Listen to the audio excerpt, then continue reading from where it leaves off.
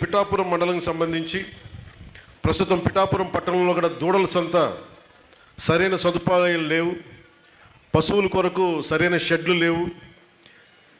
పోయినసారి ఇక్కడ మనం నియోజకవర్గంలో ఎన్నికల సమయంలో తిరుగుతున్నప్పుడు దూడల సంత కావాలి, ఇక్కడ సౌకర్యంగా ఉండాలి అంటే వెంటనే రాగానే దానికి అధికారుల దృష్టికి తీసుకొచ్చి 1,34,00,000 రూపాయల అంచనా వ్యయంతో పిఠాపురంలో దూడల సంత ఆధునీకరణ పనులకు టెండర్లు పిలవడం జరిగింది. ఈ పనులు ఈ నవంబర్ నెలాఖరులోగా ప్రారంభం కానున్నాయి. అలాగే పిఠాపురంలో టీటీడీ మాడ వీధులను అభివృద్ధి చేసేందుకు 20 లక్షల రూపాయల అంచనాతోటి నిధులు మంజూరు చేయడం జరిగింది.